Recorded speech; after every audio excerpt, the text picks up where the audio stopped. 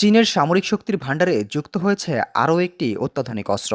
এমন একটি ক্ষেপণাস্ত্র যা ভবিষ্যতে যুক্তরাষ্ট্রের সামরিক সক্ষমতার জন্য চ্যালেঞ্জ হয়ে উঠতে পারে বলে মনে করছেন বিশ্লেষকরা। সম্প্রতি চীন তাদের হাইপারসোনিক গ্লাইড ভেহিকেল বা এইচজিভি প্রযুক্তির সক্ষমতা আরও বাড়িয়েছে। এই প্রযুক্তির সবচেয়ে বড় বৈশিষ্ট্য হল এটি প্রচলিত ক্ষেপণাস্ত্রের তুলনায় অনেক দ্রুত গতিতে ছুটতে পারে এবং মাঝপথে গতিপথ পরিবর্তন করতেও সক্ষম। ফলে এটিকে শনাক্ত ও প্রতিহত করা অত্যন্ত কঠিন।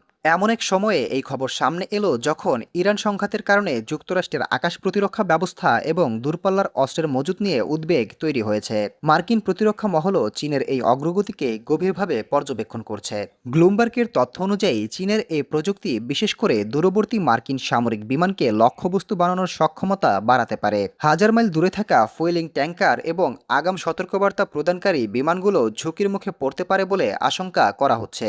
চীনের ডিএফ-17 ক্ষেপণাস্ত্র থেকে উৎক্ষেপণ করা হাইপারসোনিক গ্লাইড ভেহিকেল প্রায় ২,৪০০ কিলোমিটারেরও বেশি দূরত্ব অতিক্রম করতে পারে। অন্যদিকে আরও শক্তিশালী ডিএফ-২৭ ক্ষেপণাস্ত্রের পাল্লা প্রায় ৮,০০০ কিলোমিটার বলে ধারণা করা হয়। এর ফলে প্রশান্ত মহাসাগরে যুক্তরাষ্ট্রের গুরুত্বপূর্ণ সামরিক স্থাপনাগুলো সম্ভাব্য ঝুঁকির মধ্যে চলে আসে। পেন্টাগনের হিসাব অনুযায়ী চীনের হাতে বর্তমানে কয়েক হাজার ব্যালিস্টিক ও শত শত ক্রুজ ক্ষেপণাস্ত্র রয়েছে। তবে বিশেষজ্ঞরা বলছেন দূরপাল্লার ক্ষেপণাস্ত্র দিয়ে চলমান বিমানকে আঘাত করা সহজ কাজ নয়। এর জন্য প্রয়োজন অত্যন্ত নির্ভুল ও তাৎক্ষণিক গোয়েন্দা তথ্য। আরেকটি বড় উদ্বেগ হল ভুল বোঝাবুঝির ঝুঁকি। কোনো হাইপারসোনিক বা ব্যালিস্টিক ক্ষেপণাস্ত্র উৎক্ষেপণের ঘটনা পারমাণবিক হামলার ইঙ্গিত হিসেবে ভুলভাবে ব্যাখ্যা করা হলে পরিস্থিতি দ্রুত ভয়াবহ দিকে মোড় নিতে পারে। তবে যুক্তরাষ্ট্রও বসে নেই। সম্ভাব্য হুমকি মোকাবেলায় নতুন প্রজন্মের দূরপাল্লার ক্ষেপণাস্ত্র ও প্রতিরক্ষা প্রযুক্তি পরীক্ষা নিরীক্ষা চালিয়ে যাচ্ছে ওয়াশিংটন। ফলে হাইপারসোনিক অস্ত্রের এই প্রতিযোগিতা আগামী বছরগুলোতে আরও তীব্র হতে পারে। বিশ্বের দুই পরাশক্তির এই প্রযুক্তিগত প্রতিযোগিতা শেষ পর্যন্ত কোথায় গিয়ে দাঁড়াবে সেটি এখন আন্তর্জাতিক নিরাপত্তা বিশ্লেষকদের কাছে সবচেয়ে বড় প্রশ্ন।